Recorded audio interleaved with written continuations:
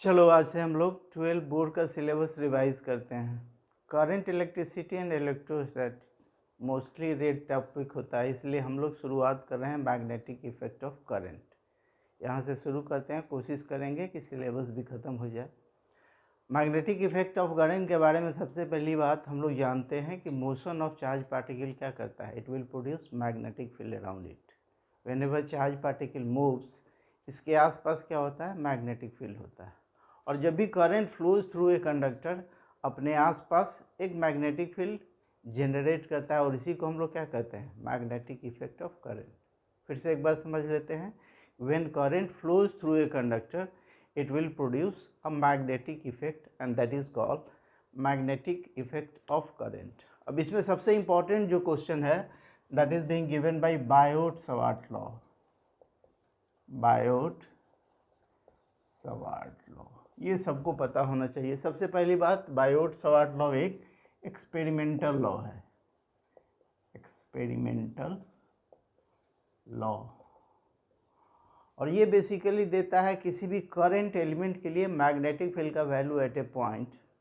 जैसे मान लो ये कोई कंडक्टर है, इसमें आई करंट फ्लो हो रहा है, तो इसमें एक एलिमेंट की यदि बात करें तो इसकी वजह से किसी भी पॉइंट पी पे मैग्नेटिक फील्ड का वैल्यू निकालना होता है, तो हम लोग बायोट-सवार्ट लॉ का यूज़ करते हैं। ये कहता है कि मैग्नेटिक, यहाँ करंट एलिमेंट क्या हो जाएगा, I D L be the current element.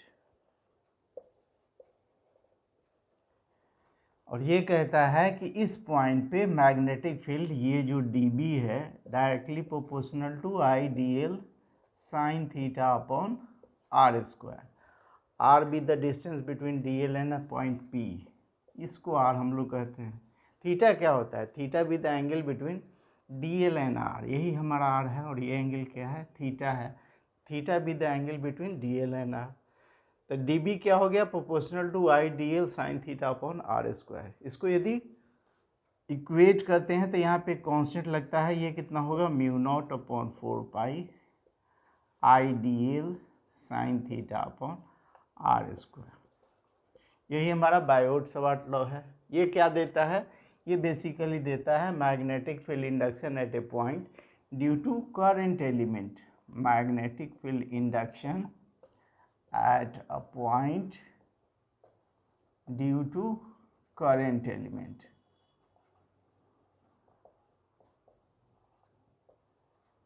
ठीक है, यही हमारा क्या है, बायोट-सवार्ट लॉ है।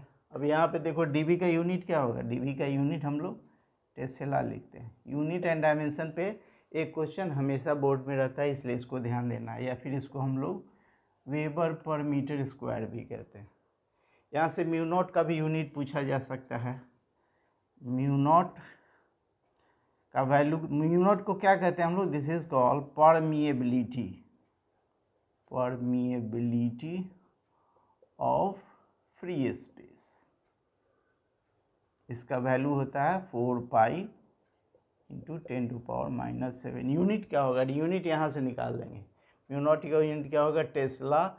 1 मीटर देखो यहाँ से कैंसिल आउट हो जाएगा, ये इसका भी यूनिट तो मीटर ही होगा, डीएल का आर का भी यूनिट मीटर ही होगा। 1 मीटर कैंसिल आउट हो जाएगा, टेस्ला मीटर पर एम्पियर, यही इसका क्या होगा, यूनिट हो जाएगा, टेस्ला मीटर, ये इसका क्या होगा, यूनिट हो जाएगा। ठीक, इसके बाद इसके वेक्टर फॉर्म को देख लेते हैं कि vector form of Biot Savart law क्या होता है। बायोट-सवार्ट लॉ कहता है डी बी इजक्वल टू क्या होगा, mu not upon 4 pi I D L sine theta upon R square. इसमें आर से मल्टीप्लाई और डिवाइड कर देते हैं। अब देखो यही ना ए बी साइन थीटा होता है, A B sine theta A cross B होता है। इसका जो वेक्टर फॉर्म है कितना हो जाएगा, mu not upon 4 pi I D L cross R divided by क्या होगा, आर क्यू हो गया, and this will be the vector form of Biot Savart law. अब यहाँ से देखो इस पॉइंट पे मैग्नेटिक फील्ड का डायरेक्शन होगा, उसको हम लोग यहाँ से निकाल लेते हैं। D L cross R that will gives you the direction of magnetic field. D B का डायरेक्शन वही देगा ना।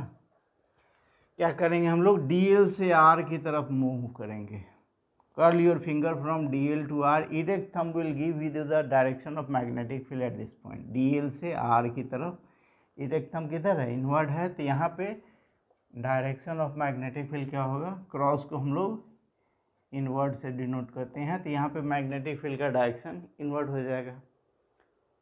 डायरेक्शन के लिए कुछ और हम लोग यूज़ करते हैं, इसे राइट हैंड थंब रूल को शुरुआत में उसको बता देते हैं, इसका यूज़ हम लोग आगे कहेंगे। मान लो कोई स्ट्रेट वायर में कोई करंट फ्लो हो रहा है, तो क्या करते हैं हम लोग डायरेक्शन निकालने के लिए करंट के डायरेक्शन में अंगूठा रखते हैं। ये जो कर्ल फिंगर है वो हमको मैग्नेटिक फील्ड का डायरेक्शन देता है।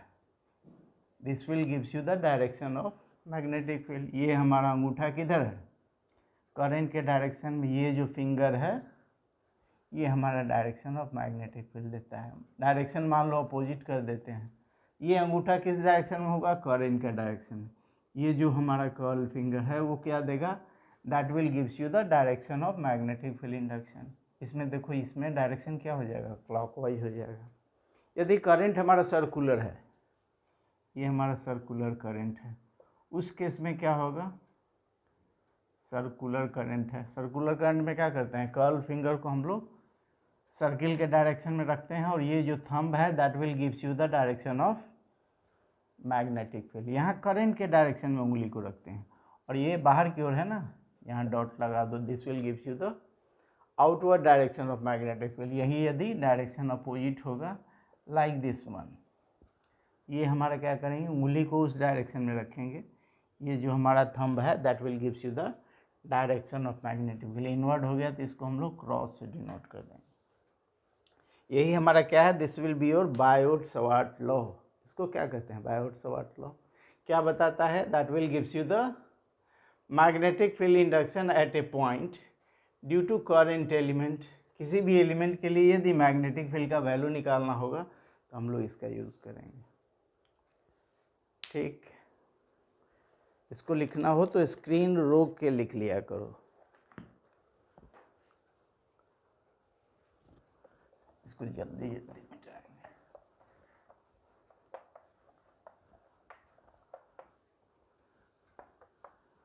अब बायोट-सवार्ट लॉ से ज़्यादा इम्पोर्टेंट इसका एप्लीकेशन है।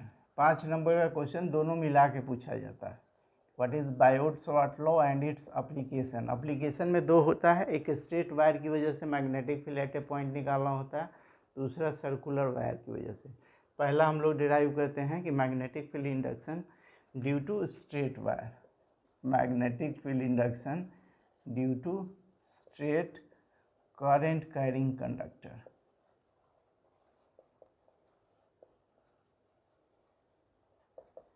मान लो ये कोई कंडक्टर है, इसमें आई करंट फ्लो हो रहा है, इसकी वजह से हमको मैग्नेटिक फील्ड का value at a distance R at point P calculate करना है। हम लोग क्या करेंगे, बायोट-सवार्ट लॉ को यूज़ करेंगे, डीवी का वैल्यू निकालेंगे, फिर उसको इंटीग्रेट कर देंगे, then we will get the value of magnetic field induction. यहाँ पे देखो, एक करंट आई हो गया, एक एलिमेंट यहाँ पे डी ले लेते हैं, इसकी वजह से इस पॉइंट पे क्या करेंगे, मैग्नेटिक फील्ड का वैल्यू निकालेंगे और उसको इंटीग्रेट कर देंगे, तो हमको क्या मिलेगा, यही देगा, that will gives you the magnetic field at that point. सबसे पहले हम लोग लिखते हैं कि बायोट-सवार्ट लॉ क्या होता है। Using Biot Savart law, D V is equal to क्या बताए थे, mu not upon 4 pi I D L sine theta upon क्या होगा, आर स्क्वायर होगा, ये होगा ना। आई डी एल के बीच के एंगल यही हमारा थीटा हो गया, इस एंगल को हम लोग फाई कहते हैं। अब यहाँ से डी एल और आर को हमको गायब करना है, then we will get the value of dv at this point।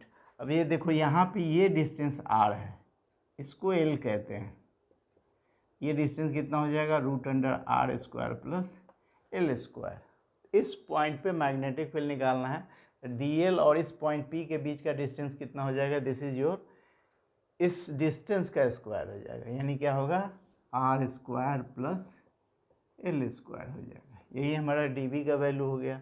यहाँ से dl को हमको हटाना, तो क्या करेंगे, यहाँ पे tan फाई का हम लोग यूज़ करते हैं, tan फाई। ध्यान से देखो, यहाँ पे tan फाई क्या है, tan phi p by B होगा ना, ये कितना हो जाएगा, l बाई आर हो जाएगा। ये tan फाई, इस ट्रायंगल में tan फाई का वैल्यू देखना, ये कितना हो जाएगा, l बाई आर, तो l कितना हो जाएगा, आर टेन फाई। हमको डी एल का वैल्यू निकालना है यहाँ से, इसको डिफ्रेंशिएट कर देते हैं। डी एल कितना होगा, R sec square phi D phi हो जाएगा। ठीक, इस डी एल का वैल्यू यहाँ पुट करेंगे, हमको डी बी का वैल्यू मिलेगा।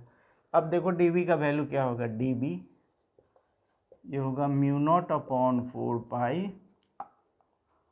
आई, डी एल के जगह पे इसको रखते हैं, कितना होगा, R sec square phi D phi divided by R square plus L square है, डिवाइडेड बाई क्या होगा, R square plus L square. और साइन थीटा का वैल्यू यहाँ से पुट करते हैं। साइन थीटा क्या होता है, पी बाई एच होता है, R divided by root under R square plus L square. ये होगा ना, कितना हो जाएगा, R divided by root under R square plus L square.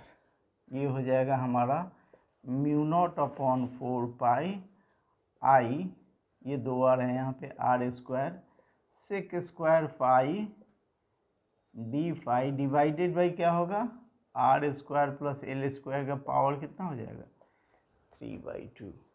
अब इसको थोड़ा सा सॉल्व करते हैं। R square plus L square, L यहाँ पे कितना हम लोग एज्यूम किए थे, एल बराबर आर टेन फाई है, तो आर एल स्क्वायर कितना होगा, R square tan square phi, ये कितना हो जाएगा, आर स्क्वायर इसका पावर कितना है, 3/2 है। आर स्क्वायर को कॉमन लेते हैं, आर स्क्वायर का पावर कितना है यहाँ पे 3/2, तो बाहर कितना निकलेगा, आर क्यूब। यहाँ आर स्क्वायर कॉमन ले लिए तो क्या बचेगा, 1 प्लस टेन स्क्वायर फाई कितना होता है, सेक स्क्वायर फाई, इसका पावर भी कितना है 3/2, 2 कैंसिल आउट हो जाएगा, क्या मिलेगा यहाँ पे हमको, सेक क्यू फाई मिलेगा।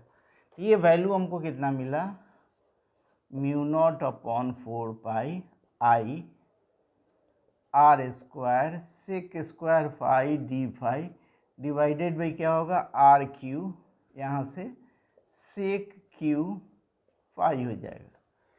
यहाँ से देखो आर स्क्वायर कैंसिल आउट हो जाएगा, सेक स्क्वायर भी कैंसिल आउट हो जाएगा। क्या बचा हमको, डी एल का वैल्यू, डी बी का वैल्यू, डी बी का वैल्यू हो जाएगा mu not upon 4 pi, mu not upon 4 pi आई, नीचे एक आर बचा है, ये सेक स्क्वायर कैंसिल आउट हो जाएगा, तो 1/सेक फाई बचेगा ना, 1/सेक क्या होता है, कॉस होता है, तो ये कितना बचा, कॉस फाई डी फाई बचा। अब इसी को इंटीग्रेट कर देंगे हम लोग इस पॉइंट से लेके इस पॉइंट तक, टोटल मैग्नेटिक फील्ड का वैल्यू इस वायर के लिए यहाँ पे मिल जाएगा। इस टोटल एंगल को हम लोग अल्फ़ा कहते हैं और इस टोटल एंगल को बीटा कहते हैं। यानी b का वैल्यू क्या होगा, b will be integration of D B, ये हो जाएगा mu not I by 4 pi R integration cos phi D phi minus alpha to beta हो जाएगा। इसको हम लोग इंटीग्रेट करते हैं, then we will get mu not I upon 4 pi R, ये हो जाता है sine alpha plus sine beta.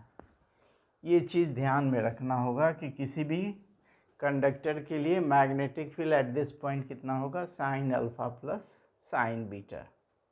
अब हमसे बोर्ड में क्या पूछा जाएगा, बोर्ड में पूछा जाएगा कि ये वायर का लेंथ यदि इनफाइनाइट हो तब b का वैल्यू एट दिस पॉइंट क्या होगा।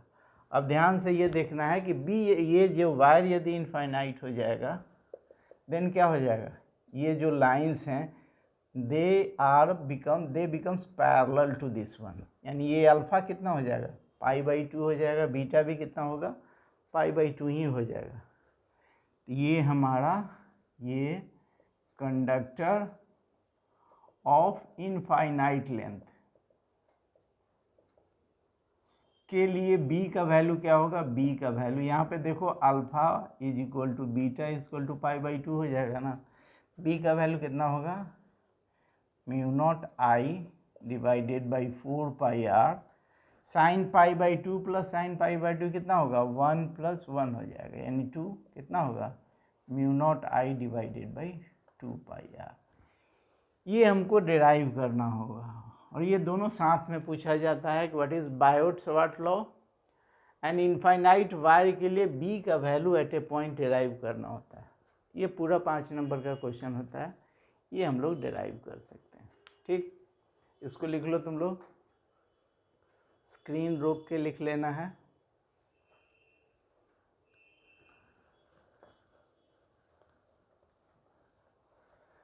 इसका दूसरा जो एप्लीकेशन है वो सर्कुलर कॉइल के लिए आता है कि सर्कुलर कॉइल के लिए what is the value of magnetic field.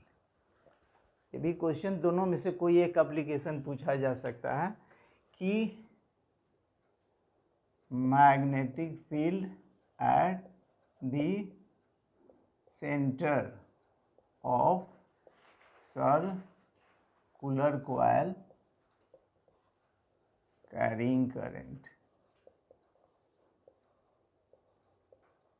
अब ये मान लो कोई सर्कुलर कॉइल हो गया, इसके रेडियस को हम लोग आर मान लेते हैं, इसकी वजह से मैग्नेटिक फील्ड का value at the centre R निकालना है। फिर हम लोग क्या करेंगे, बायोट-सवार्ट लॉ का ही यूज़ करेंगे, यूजिंग बायोट-सवार्ट लॉ। फार्मूला को पहले लिख दिया जाएगा, डी बी हमारा कितना हो जाएगा, I D L sine theta upon R square. अब यहाँ ध्यान देने की बात ये है कि किसी भी एलिमेंट के लिए ये जो एंगल है ये हमेशा क्या होगा, 90 डिग्री होगा। कहीं पे कोई एलिमेंट यदि डी एल एलिमेंट हम लोग ले रहे हैं तो सेंटर से इस पॉइंट पे ये एंगल कितना बनेगा, 90 डिग्री। तो थीटा क्या हो जाएगा, 90 डिग्री। थीटा इस केस में क्या होगा, 90 डिग्री हो जाएगा।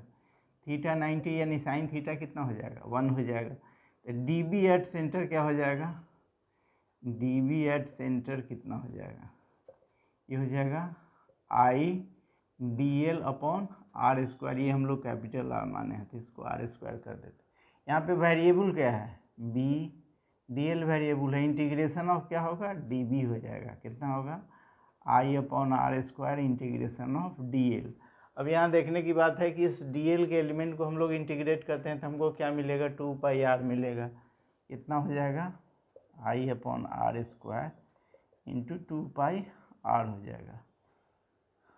और ये म्यू नॉट अपॉन 4 पाई यहाँ छूट गया, D B is equal to mu not upon 4 pi mu not upon, यहाँ भी छूट गया है म्यू नॉट अपॉन, ये कांस्टेंट है ये नहीं छूटना चाहिए, म्यू नॉट अपॉन 4 पाई। इसको कैंसिल करेंगे तो ये हमारा कितना हो जाएगा, 2 टाइम्स कैंसिल, एक आर से एक आर, क्या होगा, mu not I upon 2 R हो जाएगा। एक लाइन इसमें और बढ़ा देते हैं कि यदि नंबर ऑफ टर्न्स n होंगे, if number of turns are capital N है तो b का वैल्यू कितना हो जाएगा, mu naught N I divided by क्या होगा, 2r हो जाएगा।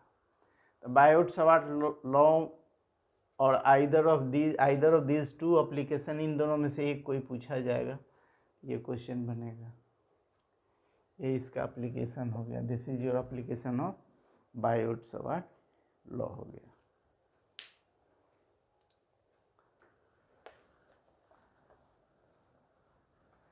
ये क्वेश्चन और इम्पोर्टेंट है जो इस चैप्टर से पूछा जाता है कि what is the value of magnetic field induction at the axial point, at the axial point. ये सब पढ़ा हुआ होगा, हम ये केवल रिवाइज करवा दे रहे हैं, थोड़ा तेज लगेगा लेकिन टॉपिक्स ज़्यादा हैं इसलिए थोड़ा तेज़ करना होगा। ये सर्कुलर कॉइल है, इसमें कोई करंट फ्लो हो रहा है, इसके एक्सियल पॉइंट पे मैग्नेट, ये फुल क्वेश्चन पूछा जाता है। टेल में इसी से जुड़ा कोई न्यूमेरिकल 2 नंबर का होगा, ये फुल क्वेश्चन होगा कि इसके एक्सियल पॉइंट पे मैग्नेटिक फील्ड का वैल्यू क्या होगा। मान लो इस डिस्टेंस को हम लोग x मान लेते हैं, ये रेडियस हमारा r हो गया, ये डिस्टेंस कितना हो जाएगा, √r square plus X square. यहाँ पे भी फिर हम लोग क्या यूज़ करेंगे, यूजिंग बायोट-सवार्ट लॉ। इसी से हम लोग फिर dB का वैल्यू निकालेंगे। तो dB का वैल्यू क्या होगा, dB हो जाएगा mu not upon 4 pi I D L sine theta upon R square. यहाँ भी देखो, इसको हम लोग यहाँ पे एक एलिमेंट dl लेते हैं, इसकी वजह से यहाँ पे इस एट पॉइंट P हमको मैग्नेटिक फील्ड का वैल्यू निकालना होता है।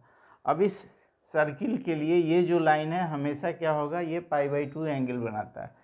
यहाँ भी थीटा हमारा कितना हो जाएगा, π/2। साइन थीटा का वैल्यू क्या होगा 1 हो जाएगा। इस एंगल को फाई लेते हैं।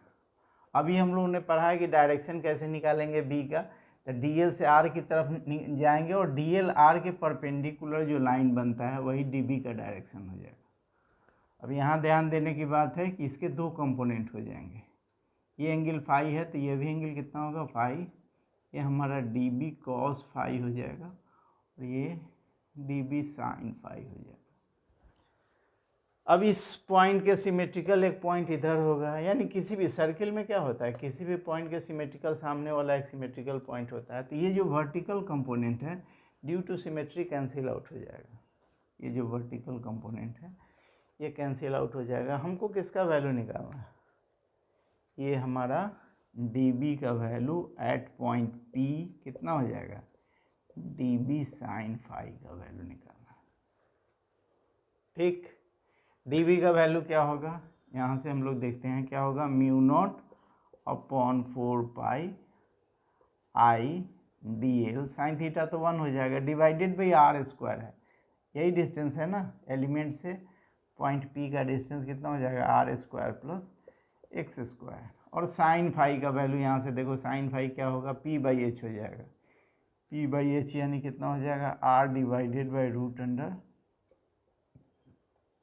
इसको हम लोग लिखते हैं mu not upon 4 pi I R divided by क्या होगा R square plus X square का पावर कितना हो जाएगा 3/2, यही हमारा डी एल हो जाएगा। अब इसी को इंटीग्रेट कर देंगे तो क्या होगा इस सर्किल के लिए, तो b का वैल्यू एट पॉइंट P मिल जाएगा हमको। b का वैल्यू एट पॉइंट P कितना होगा, इंटीग्रेशन ऑफ dBp। यहाँ देखो ये सब कांस्टेंट है, r भी कांस्टेंट है, डिस्टेंस x भी कांस्टेंट है, तो ये सारा वैल्यू क्या होगा कांस्टेंट होगा, केवल dl को हमको इंटीग्रेट करना। ये कितना हो जाएगा म्यू नॉट, अब कांस्टेंट को बाहर रख देते हैं, आई आर डिवाइडेड बाई क्या होगा आर स्क्वायर प्लस पावर कितना है 3/2 इंटीग्रेशन ऑफ dl। फिर देखो इस dl को इंटीग्रेट करेंगे पूरे सर्किल के लिए, तो वैल्यू क्या मिलेगा हमको 2 पाई आर मिल जाएगा। तो ये कितना होगा mu not upon 4 pi I R divided by R square plus X square का पावर 3/2 हो जाएगा, इंटू कितना हो जाएगा 2 पाई आर हो जाएगा। यही हमारा बी का वैल्यू हो गया। एक लाइन इसमें ऐड कर सकते हैं कि नंबर ऑफ टर्न्स यदि n करते हैं, if number of turns are N, then dB का वैल्यू क्या होगा, dB का वैल्यू हो जाएगा म्यू नॉट अपॉन 4 पाई, ये हो जाएगा 2 pi N I R square divided by R square plus X square का पावर 3/2। चाहो तो थोड़ा सा सोल्व इसमें किया जा सकता है, 2 पाई को 4 पाई से कैंसिल आउट करेंगे तो यहाँ 2 बचेगा, क्या होगा म्यू नॉट अपॉन 2 की ओर बचेगा ना, N I R square divided by क्या होगा R square plus X square का पावर। ये डेरिवेशन थोड़ा इम्पोर्टेंट है, इसलिए कि फुल क्वेश्चन में कई बार इसको पूछा जा चुका है। एक टेल रहता है तो वो मुश्किल नहीं होता है, सारे वैल्यूज़ गिवन रहते हैं और बी का वैल्यू निकालना होता है। ये हमारा बी का वैल्यू है, नहीं कि डी बी का वैल्यू। ये हमारा बी एट पॉइंट पी होगा एक्सियल पॉइंट पे, किसकी वजह से, एक सर्कुलर कॉइल कैरिंग करंट की वजह से। इसको देख लेना है, ये इम्पोर्टेंट है।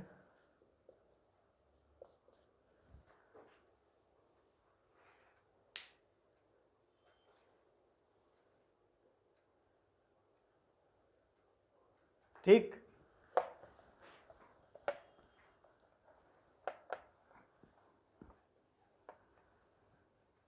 दो तीन नंबर के लिए ये पूछा जाता है, एम्पियर सर्क्यूटल लॉ इसी का भाग है, एम्पियर सर्क्यूटल लॉ।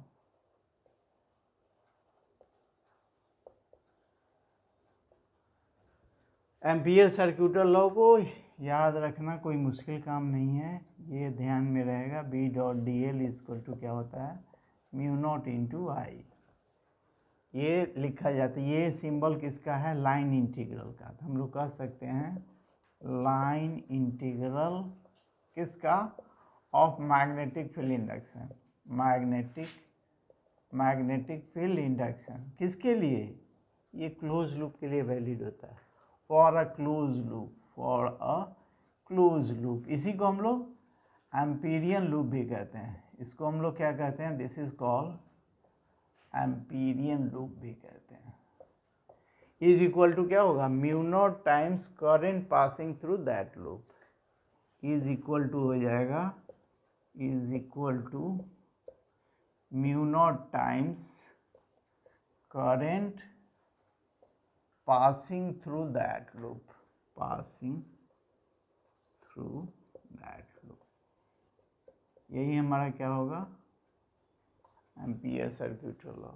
इसका एप्लीकेशन वही होता है, स्ट्रेट वायर की वजह से मैग्नेटिक फील्ड का value at a distance are, जो पहले हम लोग डिराइव किए हैं उसका डेरिवेशन कितना लंबा चौड़ा था, लेकिन यहाँ पे हम लोग फिर उसी को डिराइव करेंगे। एक स्ट्रेट वायर की वजह से एट ए डिस्टेंस आर हमको क्या करना है, छोटा आर लिखते हैं, मैग्नेटिक फील्ड इंडक्शन का वैल्यू निकालना है। तो अभी हम लोग पढ़े हैं कि ये क्या होता है, वैलिड होता है फॉर ए क्लोज लूप।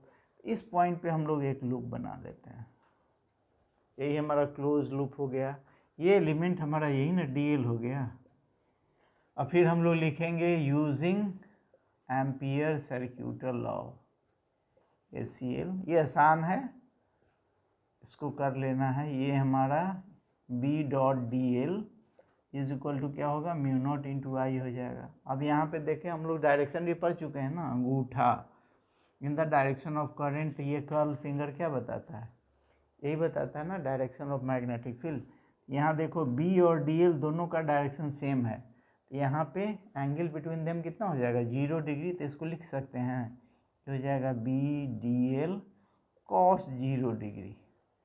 यही ना हमारा कितने के बराबर होगा, म्यू नॉट इंटू आई के बराबर होगा। अब देखो at every point of this circle B का वैल्यू कांस्टेंट होगा, B को बाहर निकाल देते हैं, इंटीग्रेशन ऑफ DL कितना हो जाएगा, म्यू नॉट इंटू आई। फिर इस DL को हम लोग इंटीग्रेट करेंगे तो क्या मिलेगा, 2 पाई आर मिलेगा। तो ये कितना हो जाएगा, B multiplied by 2 pi R, this is equal to कितना होगा, म्यू नॉट इंटू आई। तो B का वैल्यू कितना होगा, mu not I by 2 pi R हो जाएगा। ध्यान से देखो यहाँ B inversely proportional to R है, ये B और R के बीच में यदि ग्राफ बनाएंगे तो ये एक हाइपरबोला बन जाएगा। फिजिक्स में कहीं भी ग्राफ बनाने की जगह मिले तो बना देना है, इससे आपका स्कोर बढ़ जाता है। ये हमारा हो गया एम्पियर सर्क्यूटर लॉ को यूज़ करके B का वैल्यू एट ए पॉइंट निकालना होता है। ठीक,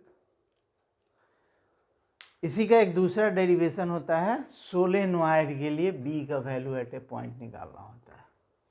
एम्पियर सर्क्यूटर लॉ को यूज़ करके सोलेनॉइड के लिए, अब एक सोलेनॉइड बना लेते हैं, यहाँ पे एक सोलेनॉइड बना लेते हैं। ठीक, अब इस सोलेनॉइड के लिए B का वैल्यू किसी भी पॉइंट पे निकालना है। तो अभी हम लोगों ने पढ़ा है कि क्या होता है, एम्पियर सर्क्यूटर लॉ किसके लिए वैलिड होता है, क्लोज लूप के लिए। तो यहाँ पे क्लोज लूप बना लेते हैं, ABCD नाम भी रख देते हैं। अब यहाँ हम लिखेंगे नहीं, लेकिन बोर्ड में लिखना होगा कि ये जो सोलेनॉइड है उसके लिए बाहर मैग्नेटिक फील्ड का वैल्यू नेग्लिजिबल होता है, यानी यहाँ 0 होगा। यहाँ देखो B और DL के बीच का एंगल 90 डिग्री, cos 90 भी तो 0 होता है ना। इसकी लूप में इस भाग और इस भाग के लिए B डॉट DL का वैल्यू क्या होगा, 0 होगा। ले ये केवल वैलिड किसके लिए होगा, D टू C के लिए। वो कितना हो जाएगा, B dot DL, this is equal to क्या होगा, म्यू नॉट इंटू आई। यही ना हमारा एम्पियर सर्क्यूटर लॉ है। अब इसके लंबाई को हम लोग L मान लेते हैं। अब ये जो फिजिक्स में बहुत जगह यूज होता है, छोटा n देखोगे, ये होता है number of turns per unit length use करते हैं। n का वैल्यू कितना हो जाएगा, छोटा n इंटू एल हो जाएगा। तो टोटल करंट कितना हो जाएगा, mu naught times n into L into I हो जाएगा। यहाँ देखो B कांस्टेंट होगा तो B का वैल्यू फिर क्या कर, B को बाहर निकाल लेते हैं। इंटीग्रेशन ऑफ DL बराबर क्या होगा, mu naught N L into I हो जाएगा। डी एल को इंटीग्रेट करेंगे तो यही ना लंबाई हमको मिलेगा, ये हो जाएगा बी इंटू एल बराबर क्या होगा mu naught N L into I हो जाएगा। एल कैंसिल आउट हो जाएंगे तो बी का वैल्यू क्या मिलेगा, this is your mu naught N I हो जाएगा। ठीक, ये हो गया बी। सोलेनॉइड के अंदर किसी भी जगह पे बी का वैल्यू हो गया। ये किसी भी एंड पॉइंट के बाद, ये डेरिवेशन नहीं है लेकिन ये ध्यान में रखना है कि बी एट द एंड हमारा आधा हो जाता है, mu naught N I divided by क्या होगा 2 हो जाएगा। इस एंड की बात करें या फिर इस एंड की बात करें, बी का वैल्यू क्या होगा mu naught N I by 2 हो जाएगा।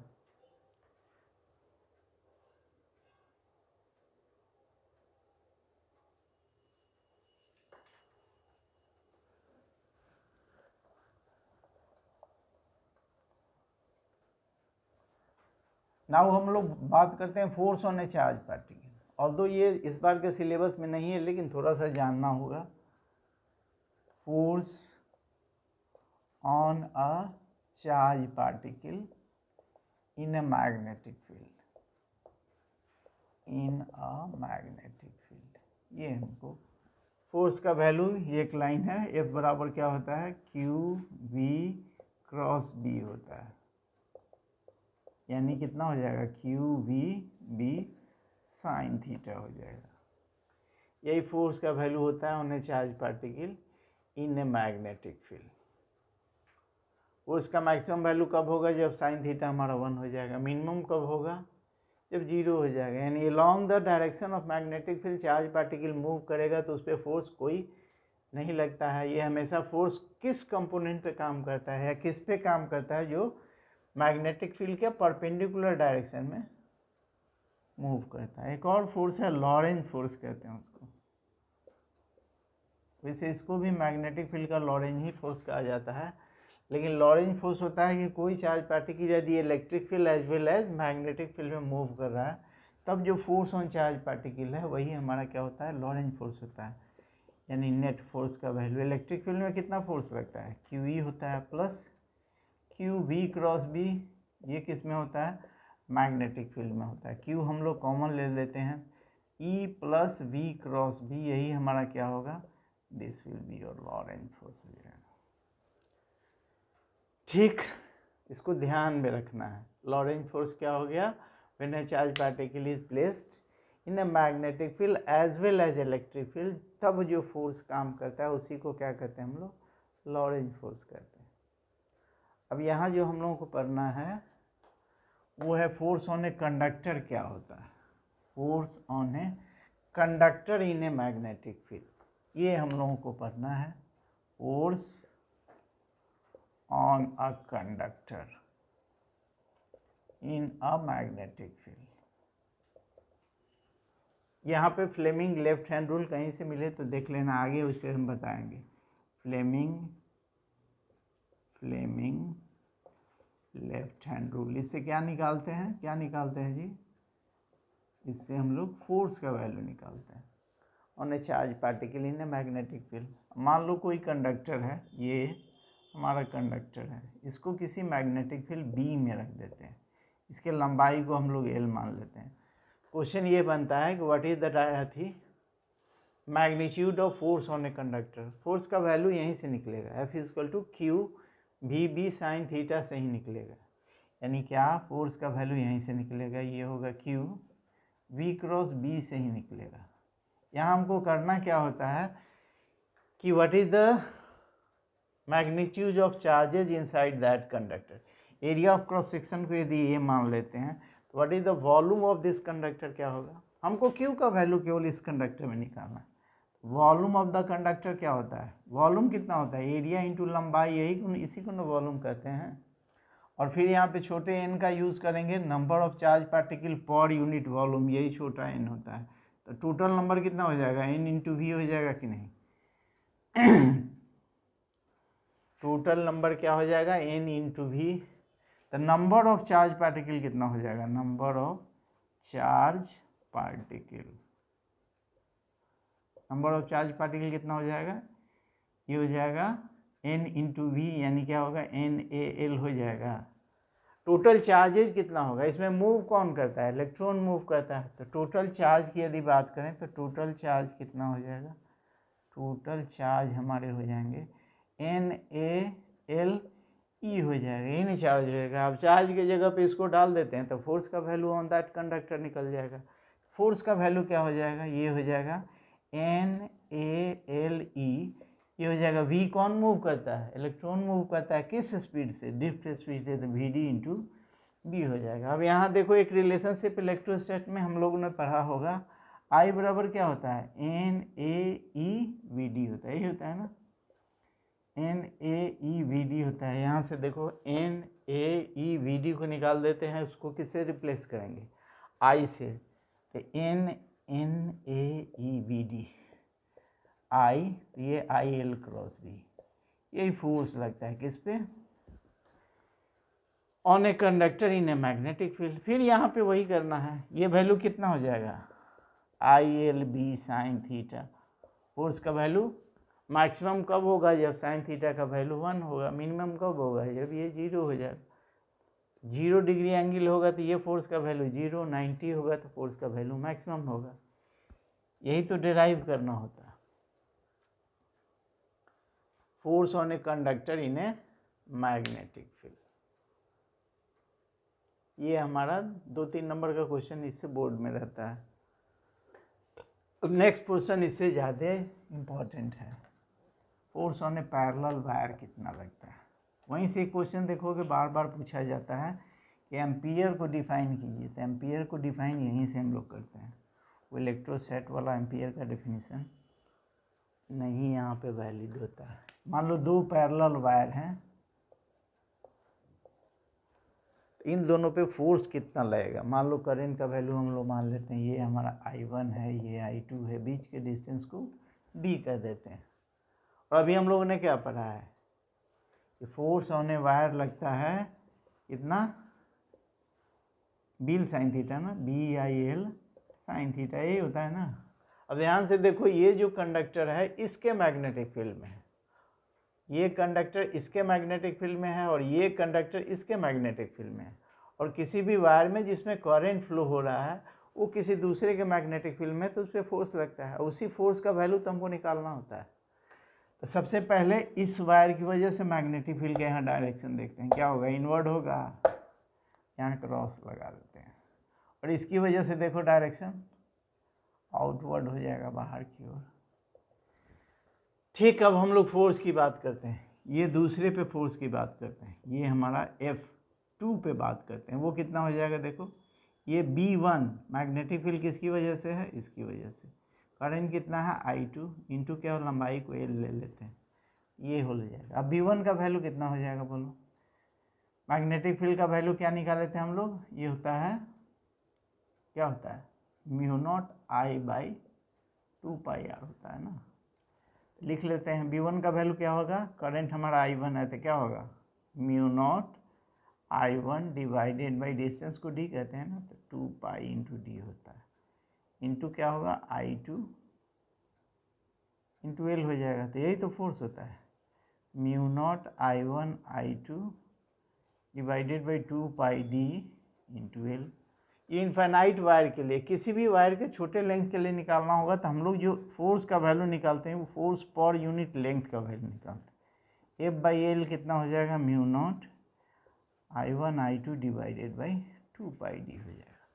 अब Newton second law, third law से भी हम लोग जानते हैं कि फोर्स म्यूचुअल होते हैं, इक्वल एंड अपोजिट होते हैं, लेकिन यहाँ पे समझ लेते हैं, बताना लिखना नहीं है, इसको बता देना है कि दोनों फोर्स म्यूचुअल होंगे और इक्वल होंगे।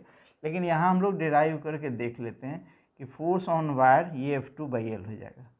ये F1 का वैल्यू क्या हो जाएगा, वो कितना हो जाएगा, B2, इसके मैग्नेटिक फील्ड में है, I1 इंटू L। अब B2 का वैल्यू यहाँ पे कितना हो जाएगा, वही हो जाएगा B2 μ1I divided by 2πr, कितना होगा, μ0I2 डिवाइडेड बाई क्या होगा, 2πr into I1 into L हो जाएगा। फिर हम लोग फोर्स पर यूनिट लेंथ का ही तो वैल्यू निकालना है, यही हमारा F हो जाएगा, F1/L हो जाएगा, कितना होगा, μ0I1I2 डिवाइडेड बाई 2πr। अब देखो यहाँ से इसको इक्वेशन 1 कहते हैं, इसको इक्वेशन 2 कहते हैं। दोनों फोर्स का वैल्यू सेम है। यही फोर्स लगता है जब दो वायर को पैरेलल रखते हैं। अब देखो एक क्वेश्चन ये भी पूछता है, कभी कभी पूछेगा, सेम डायरेक्शन में फोर्स होता है तो इसको जान लो अट्रैक्ट करता है, और यही अपोजिट डायरेक्शन में है तो रिपेल करते हैं। कैसे निकालते हैं? वही फ्लेमिंग लेफ्ट हैंड रूल का यूज़ करेंगे। यहाँ देखो बी किधर है, इनवर्ड है, ये हमारा क्या है, motion of charge particle. Force किधर लगेगा? अंदर की ओर लगेगा। फोर्स किधर लगेगा? अंदर की ओर लगेगा। फिर इसी तरह से यहाँ देखो बी किधर है, बी बाहर की ओर है, बी बाहर की ओर है। बाहर की ओर कैसे करेंगे? ये हो गया, ये हमारा कंडक्टर का मोशन है। फोर्स किधर लगेगा? अंदर की ओर लगेगा, तो ये देखो फोर्स इधर लगेगा। यानी करंट यदि सेम डायरेक्शन में फ्लो कर रहा है तो ये दोनों एक दूसरे को क्या करेंगे? अट्रैक्ट करेंगे। और यही लेफ्ट हैंड रूल का यहाँ पे यूज़ करेंगे तो तुमको लगेगा फोर्स दोनों बाहर की ओर लगेंगे। ये बात ध्यान में रखना है, ऑब्जेक्टिव क्वेश्चन पूछे जा सकते हैं कि फोर्स यदि सेम डायरेक्शन में है तो वो अट्रैक्ट करेगा, ये अपोजिट डायरेक्शन में है तो दोनों एक दूसरे को क्या करते हैं? रिपेल करते हैं। ठीक है, और यहाँ से हम लोग एम्पियर को डिफाइन करते हैं। अब देखो तो फोर्स का वैल्यू कितना है? फोर्स का वैल्यू है mu not I1, mu naught upon 2 पाई है ना, I1 I2 divided by D है। अब फिजिक्स में ऐसा बहुत सारा डिफिनेशन मिलता है, तो सब इसको डिफाइन करने के लिए क्या करते हैं? सबको 1 कर देते हैं। I1 equal to I2 equal to 1 कर देते हैं, D बराबर 1 कर देते हैं। यहाँ फोर्स का वैल्यू कितना हो जाएगा? 2 × 10⁻⁻7। 4 पाई रहता है तो 4 × 10⁻⁻7, ये 2 × 10⁻⁻7 न्यूटन हो गया ना। अब यहाँ से देखो एम्पियर को, 1 एम्पियर को डिफाइन कर पाते हैं। तो 1 एम्पियर क्या है? वह करंट है जो 1 मीटर की दूरी पे रखा जाए। 1 एम्पियर वह करंट है जो किसी कंडक्टर में फ्लो करता है, 1 मीटर की दूरी पे रखते हैं तो कितना फोर्स एग्जर्ट करता है एक दूसरे पर? 2 × 10⁻⁻7। उसी को हम लोग क्या कहेंगे? 1 एम्पियर करेंगे। 1 एम्पियर क्या हो गया? वह करंट हो गया flows through a conductor when placed at a distance कितना? Of 1 metre. Exert a force कितना? 2 × 10⁻⁻7। यहाँ से हम लोग क्या करते हैं? एम्पियर को डिफाइन करते हैं, और ये हमारा फोर्स निकल जाता है बिटवीन द वायर। इसके बाद क्या पढ़ना? यस, इसके बाद ये पूरा ही चैप्टर इम्पोर्टेंट है, इसलिए सब पढ़ना पड़ेगा, इसलिए सबको रिवाइज करवा देते हैं। इसे हम पूरा सिलेबस में सारा सिलेबस रिवाइज करवाते हैं, बता देंगे कौन इम्पोर्टेंट है, उसको ध्यान दे के पढ़ना होगा। अब ये क्वेश्चन है कि किसी भी कॉइल को यदि मैग्नेटिक फील्ड में डालते हैं तो उस पर फोर्स या टॉर्क कितना लगता है? मान लो एक कॉइल है, सीधा कॉइल नहीं, इसको थोड़ा सा हल्का टेढ़ा कर देते हैं, लाइक दिस वन। इसमें करंट कोई फ्लो हो रहा है I, इसको हम लोग मैग्नेटिक फील्ड में रखते हैं, B हो गया। ठीक, अब पूछ रहा है कि इस पर कितना फोर्स का, नेट फोर्स तो 0 हो जाएगा, लेकिन फोर्स एट ए डिस्टेंस जब काम करता है तो वहाँ पे एक टॉर्क लगता है। टॉर्क का वैल्यू हम लोग जानते हैं कितना होता है? R×F होता है, यानी फोर्स इंटू परपेंडिकुलर डिस्टेंस। अब यहाँ पे देखो यही ना हमारा DL हो जाएगा, DL×R। फोर्स किधर लगेगा? ऊपर की ओर। ये DL×R, ये DL हो जाएगा। ×R फोर्स किधर लगेगा? नीचे की ओर। दोनों फोर्स आपस में इक्वल हो गए, एक ऊपर की ओर लगा, दूसरा नीचे की ओर लगा, तो नेट फोर्स कितना हो जाएगा? 0। लेकिन यहाँ बात करते हैं फ्लेमिंग लेफ्ट हैंड रूल, ये B का डायरेक्शन हो गया ना, ये हमारा B, ये हो गया करंट, तो फोर्स किधर लगेगा? अंदर की ओर लगेगा। इसमें फोर्स अंदर की ओर, इसमें फोर्स बाहर की ओर लगेगा। अब ये इसको क्या करता है? रोटेट करता है। उसी में रोटेशन में क्या होता है? What is the value of torque हमको निकालना है। अब देखो यहाँ एंगल बिटवीन देम क्या है? 90 डिग्री। फोर्स का वैल्यू क्या होगा?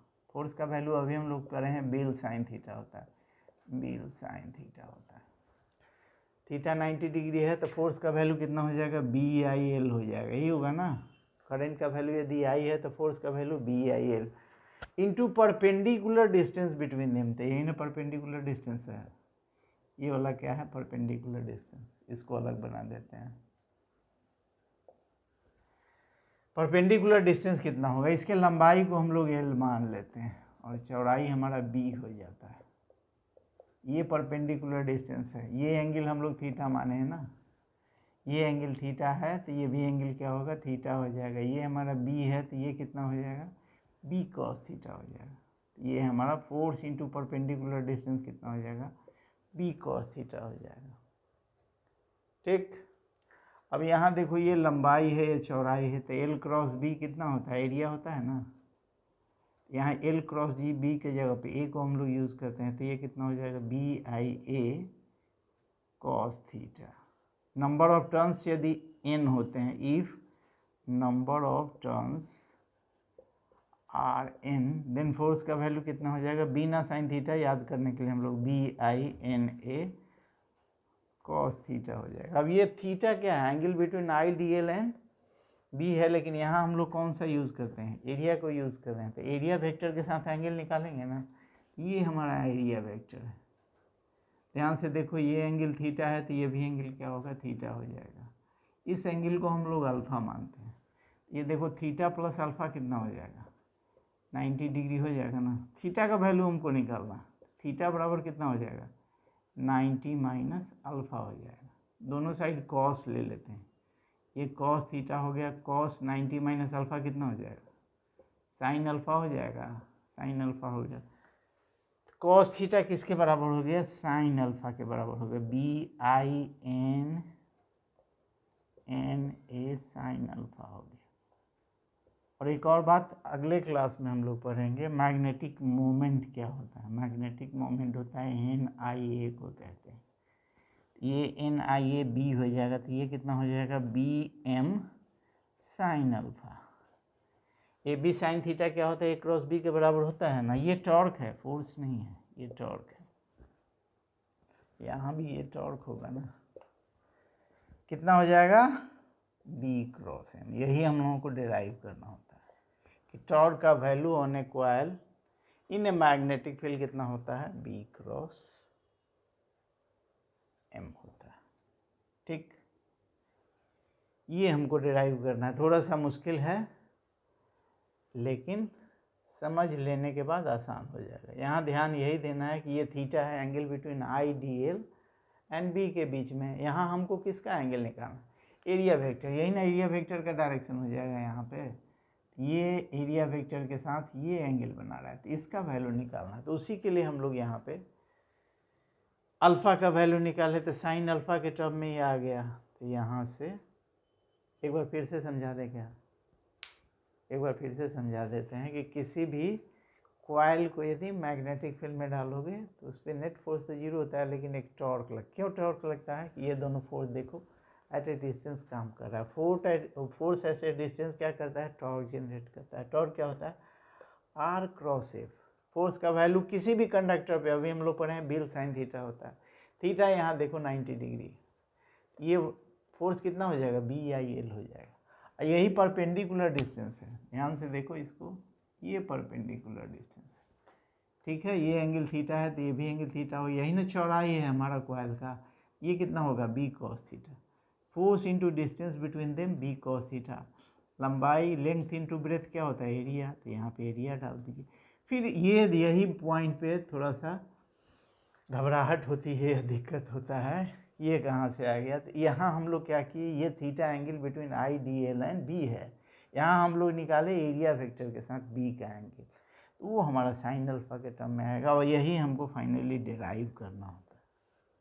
यही हमारा क्या हो गया, टॉर्क का वैल्यू हो गया। ठीक,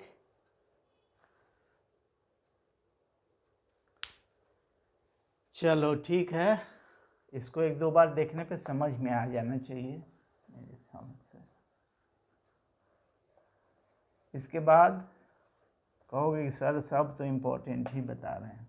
this is the most important point of magnetic effect of current, moving coil galvanometer. Moving coil galvanometer, मेरा हैंड राइटिंग भी साफ हो गया थोड़ा। ये बेसिकली इसी पे बेस्ड है। अभी हम लोग जो पढ़े हैं ना, टॉर्क कितना होता है, एम क्रॉस बी के बराबर होता है। ठीक है, अब मूविंग कॉइल गैल्वेनोमीटर सब लोग पढ़े होगे नहीं तो देख लेना, देखने के बाद समझना आसान होता है। ये क्या करता है, करंट को डिटेक्ट करता है, ये करता है ना, डिटेक्ट करंट। इसका प्रिंसिपल क्या होता है? प्रिंसिपल वही हो जाएगा अभी हम लोग जो पढ़े हैं कि किसी भी करंट कैरिंग कंडक्टर को मैग्नेटिक फील्ड में डालते हैं तो उस पर एक टॉर्क लगता है। टॉर्क लगेगा तो घूमेगा ना।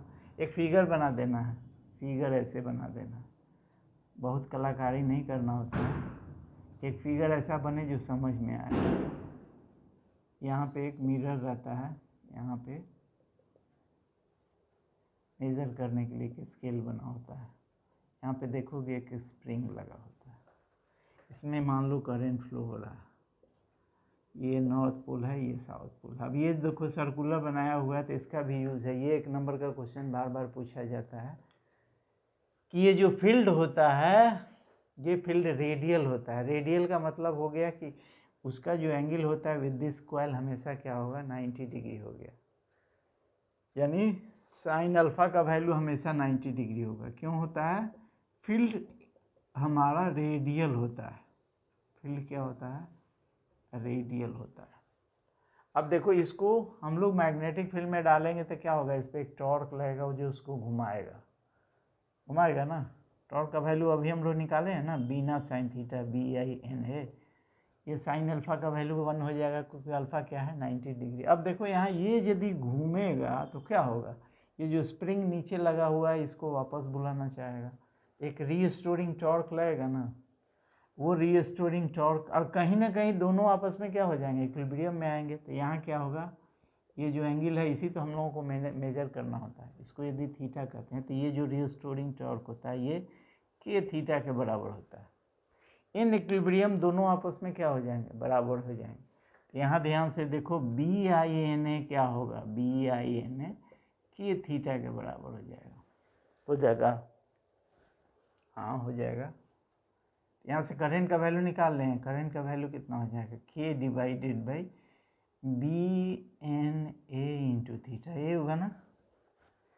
I प्रोपोर्शनल टू थीटा, ये सब तो कांस्टेंट ही है ना, सही है ना जी। K डिवाइडेड बाई BNA, इसी को हम लोग कहते हैं, this is called galvanometer constant कहते हैं, गैल्वेनोमीटर कांस्टेंट। ठीक, इतना जान लिए, यही होता है, बस इतना ही लिख देना है। इसमें 2 टर्म हम लोग यूज़ करते हैं, एक को कहते हैं करंट सेंसिटिविटी,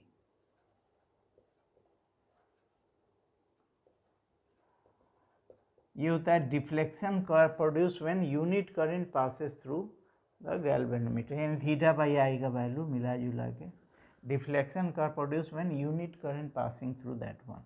तो थीटा बाई आई का वैल्यू यहाँ से हम लोग निकाल सकते हैं ना। आई को इधर करो, ये वाला कांस्टेंट को इधर आएगा तो वो कितना हो जाएगा, BNA डिवाइडेड बाई K हो जाएगा। ठीक, अब इसी में पूछा जाता है कि इसकी सेंसिटिविटी को कैसे बढ़ाया जाए। तो ध्यान दो, ये B को बढ़ाएंगे, N को बढ़ाएंगे, A को बढ़ाएंगे तो सेंसिटिविटी, K को क्या करेंगे, कम करेंगे। ये जो टॉर्सनल कांस्टेंट, इसको हम लोग क्या कहते हैं, K को हम लोग कहते हैं टॉर्सनल कांस्टेंट कहते हैं, टॉर्सनल कांस्टेंट। ये हमारा करंट सेंसिटिविटी। दूसरा होता है term that is called voltage sensitivity, voltage sensitivity, ये होता है थीटा बाई V होगा, कुछ नहीं, यहाँ पे एक टर्म बढ़ा देना है, थीटा डिवाइडेड बाई IR हो जाए। R be the resistance of the coil, यहाँ पे एक और R ऐड कर दोगे तो वही हमारा क्या होगा, that will be your voltage sensitivity. ठीक, यही हमारा क्या है, this is your moving coil galvanometer. क्या काम करता है, ये करंट डिटेक्ट करता है। कैसे डिटेक्ट करता है, ये प्रिंसिपल इसी पे काम करता है कि ये भी किसी भी करंट कैरिंग कंडक्टर को मैग्नेटिक फील्ड में डालते हैं। कैसे मैग्नेटिक फील्ड में, रेडियल, तो उस पर एक टॉर्क लगता है, यही इसका प्रिंसिपल हो गया। उसके बाद ये बता देना होगा, यही हमारा मूविंग कॉइल गैल्वेनोमीटर। ये फुल क्वेश्चन पूछा जाता है 5 नंबर का, इसलिए इसको ध्यान से पढ़ लेना है, moving coil galvanometer. And the last one, छोटा सा पार्ट है उसको ख़त्म करते हैं।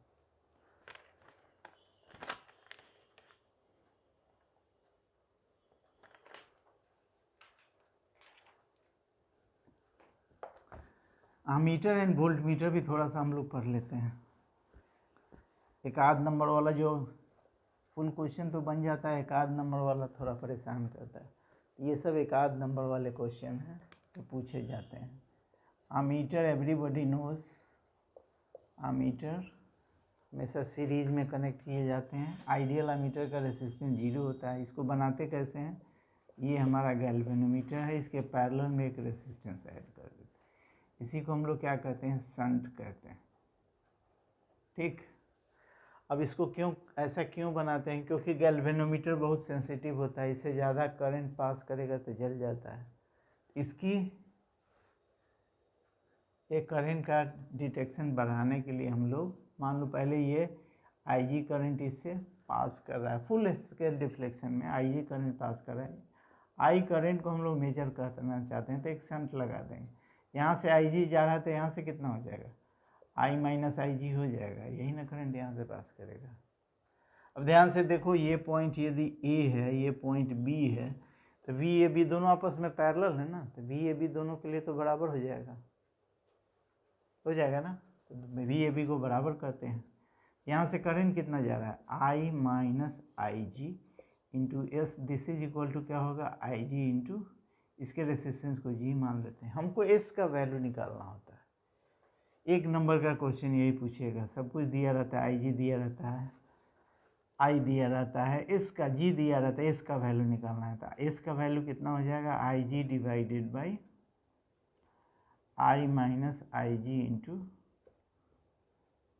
क्या होगा, G हो जाएगा ना, ये हो जाएगा। इसमें सब कुछ क्वेश्चंस में गिवन रहते हैं। हमको निकालना क्या होता है, what is the value of shunt resistance.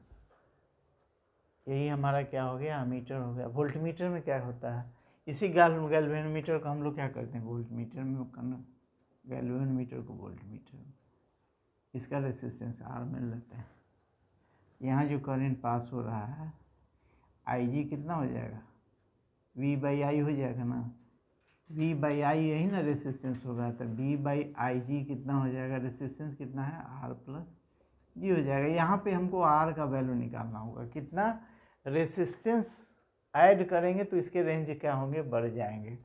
R का वैल्यू कितना हो जाएगा, V minus IG minus G हो जाएगा।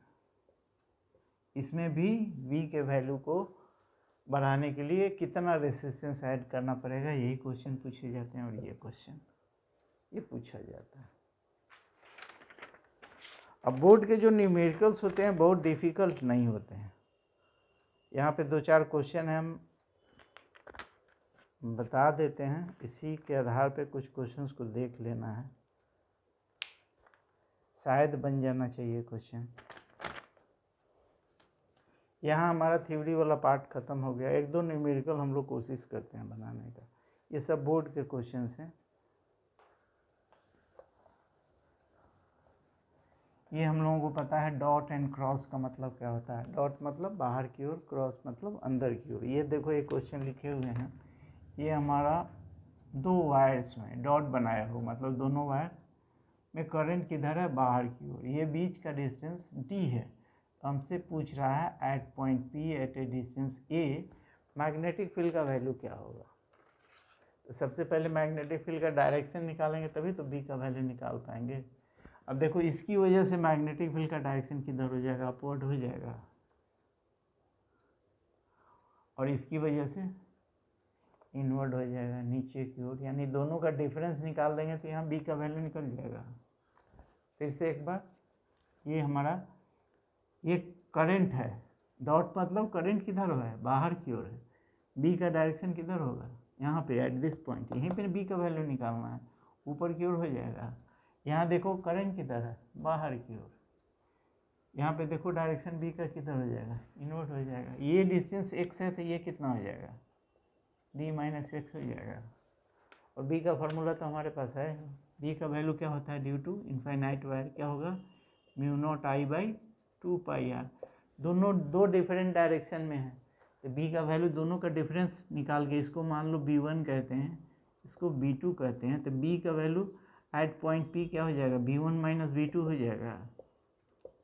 तो यहाँ पे कितना हो जाएगा, क्या होगा, μ0I divided by 2πx minus μ0I divided, current का वैल्यू दोनों में सेम है, यहाँ भी करंट आई है, यहाँ भी करंट आई है, यानी मिड पॉइंट पे बी का वैल्यू क्या होगा, 0 हो जाएगा। तो यहाँ mu naught I divided by क्या होगा, डी माइनस एक्स। अब इसी को थोड़ा बहुत सोल्व करके हम लोग आंसर निकाल सकते हैं। थोड़ा बहुत तो दिमाग लगाना पड़ेगा, अदरवाइज क्वेश्चंस आसान होते हैं। अब चूंकि हम लिख के बता दे रहे हैं इसलिए देखने में आसान रहता है, वहाँ तुमको मिलेगा क्वेश्चन लिखा हुआ तो समझना थोड़ा सा, लेकिन बता दे रहे हैं उस आधार पे करोगे तो हो जाना चाहिए। मान लो ये क्वेश्चन है कि एक 4 एम्पियर करंट किसी कंडक्टर में फ्लो हो रहा है, यहाँ दिया हुआ है 0.2 मीटर पे एक प्रोटॉन मूव कर रहा है लॉन्ग दिस डायरेक्शन। ये वेलोसिटी भी गिवन है, वेलोसिटी है तुम्हारा 4 × 10⁶ मीटर पर सेकेंड। पूछ रहा है कि इस पे फोर्स का डायरेक्शन क्या होगा एंड और क्या निकालना है, बी का वैल्यू निकालना है, मैग्नेटिक फील्ड का वैल्यू निकालना है। एफ बराबर हम लोग पढ़े हैं ना, चार्ज पार्टिकल मैग्नेटिक फील्ड में क्यू वी बी यही होता है ना, कि Q V B sine theta, यहाँ थीटा कितना हो जाएगा 90 डिग्री हो जाएगा। यहाँ प्रोटॉन है, फोर्स का वैल्यू निकालना है तो सिंपल है, क्यू वी बी सब तो दिया हुआ है। अब यहाँ पे बी का वैल्यू निकाल लेते हैं। बी का वैल्यू कितना हो जाएगा, mu not I by 2 pi R हो जाएगा। आर का वैल्यू देखो दिया हुआ है ना, यहाँ बी का वैल्यू यहाँ से डाल देंगे। वी हमको दिया हुआ है, चार्ज प्रोटॉन पे कितना होता है पता है, उससे हम लोग फोर्स का वैल्यू नहीं निकाल सकते हैं, निकाल सकते हैं। अब इस पर डायरेक्शन किधर मूव करेगा तो फिर हम लोग फ्लेमिंग लेफ्ट हैंड रूल का यूज़ करेंगे। कैसे यूज़ करेंगे जी, यहाँ पे बी का डायरेक्शन क्या होगा, यहाँ पे देखो बी का डायरेक्शन इन्वर्ट हो जाएगा, ये हमारा करंट है, बी का डायरेक्शन क्या होगा, इन्वर्ट हो जाएगा। अब देखो यहाँ पे बी के डायरेक्शन में ये वाला उंगली वेलोसिटी किधर है, इधर, फोर्स किधर लगेगा, राइट डायरेक्शन में फोर्स लगेगा। फोर्स किधर लगेगा, टुवर्ड्स राइट। इस तरह के क्वेश्चन आसान होते हैं, लेकिन जब तक प्रैक्टिस नहीं होगा थोड़ा मुश्किल हो जाएगा, ठीक है। अब एक क्वेश्चन देखो और आसान है। एक क्वेश्चन हमारा दिया हुआ है, दो कंडक्टर हैं, सिंपली दोनों में करंट फ्लो हो रहा है और डिस्टेंस भी गिवन है तुम्हारा 2 एम्पियर है। ये सब बोर्ड के क्वेश्चन है, 2 एम्पियर है, 5 एम्पियर है, डिस्टेंस भी शायद गिवन है। डिस्टेंस कितना है, 1 सेंटीमीटर गिवन है। पूछ रहा है कि फोर्स कितना रहेगा, तो फोर्स के लिए हम लोग पढ़े हैं ना, एफ का वैल्यू क्या होता है, क्या होता है, mu not upon 4 pi twice I1 I2 divided by D होता है। अब देखो यहाँ I1 गिवन है, I2 गिवन है, डी गिवन है, फोर्स का वैल्यू हम लोग आराम से निकाल सकते हैं, निकाल सकते हैं, एकदम निकाल सकते हैं। एक और क्वेश्चन है, हम इसलिए बनवा दे रहे हैं चूँकि लिखा हुआ रहेगा तो समझने में कठिनाई होगी, लेकिन एक बार पढ़ लोगे ना तो ऐसा नहीं है कि नहीं बनता है, आराम से बन जाता है। एक बार पढ़ लेने के बाद क्लिक करेगा, दिमाग में आएगा तो ज़रूर बन जाएगा। एक क्वेश्चन देखो कितना आराम से दिया हुआ है, यहाँ दिया हुआ है तुमको, ये मैग्नेटिक फील्ड है, इसमें एक कंडक्टर को रखे हुए हैं, इसमें हमको गिवन है टॉर्क का वैल्यू गिवन है, टॉर्क का वैल्यू गिवन है 0.063, एम का वैल्यू गिवन है, एम का वैल्यू गिवन है मैग्नेटिक डाइपोल 0.9 है, ये एंगल गिवन है 30 डिग्री। तो हमको क्या पूछ रहा है, बी का वैल्यू पूछ रहा है। तो टॉर्क हम लोग पढ़े हैं ना, टॉर्क कितना होता है, एम क्रॉस बी, टॉर्क क्या होगा, एम बी साइन थीटा हो जाएगा। यहाँ देखो टॉर्क गिवन है, एम गिवन है, एंगल गिवन है, टॉर्क गिवन है, एम गिवन है, बी नहीं गिवन है, बी का वैल्यू पूछ रहा है, साइन थीटा गिवन है, तो यहाँ से बी का वैल्यू नहीं निकल जाएगा, बी का वैल्यू आराम से निकल जाएगा, ठीक। इस तरह के क्वेश्चन जो फार्मूला बेस्ड है वही बोर्ड में पूछे जाते हैं, एक बार पढ़ के समझ लोगे तो बन जाएगा। कभी कभी उसी में कुछ क्वेश्चन मुश्किल भी हो जाते हैं। अब इसको कहो तो मुश्किल है कि आसान है। ये दो कंडक्टर सर्कुलर कॉइल दिया हुआ है, ये यहाँ से ये डिस्टेंस दोनों सेम दिया हुआ है x, ये भी डिस्टेंस x है। अब इसकी वजह से तुमको पूछ रहा है कि what is the value of b at this point. तो यहाँ दोनों की वजह से मैग्नेटिक फील्ड, ये हमारा डायरेक्शन हो गया, ये हमारा हॉरिजॉन्टल रखा हुआ है, यहाँ पे बी का डायरेक्शन क्या होगा, अलोंग दिस वन, और इसकी वजह से बी का डायरेक्शन किधर होगा, अलोंग दिस वन, तो यही ना बी हो जाएगा, और ये भी हमारा बी हो गया। नेट बी किधर काम करेगा, अलोंग दिस डायरेक्शन। ध्यान से देखो तो बी का वैल्यू हमको निकालना होगा, तो क्या करेंगे, root under B square plus B square root under 2b। Previous year question का कोई किताब रखे हुए तो ये सब क्वेश्चन गिवन है। थीटा पूछेगा तो वो भी निकल सकता है, ये थीटा किस एंगल पे, नेट बी का वैल्यू काम कर रहा है, तो tan थीटा कितना होता है, this one by this one, ये होता है ना p बाई बी, ये b है तो ये भी कितना हो जाएगा b, और ये भी कितना है b, tan थीटा कितना हो जाएगा b by B equal to 1, तो थीटा कितना हो जाएगा 45 डिग्री। ठीक है, इतना हम लोग कर लेते हैं तो ये चैप्टर में शायद कोई प्रॉब्लम नहीं होने जा रही है। उसके बाद कोशिश करते हैं दूसरे चैप्टर्स के लिए भी। इसके लिए इतना ही। Okay, good day.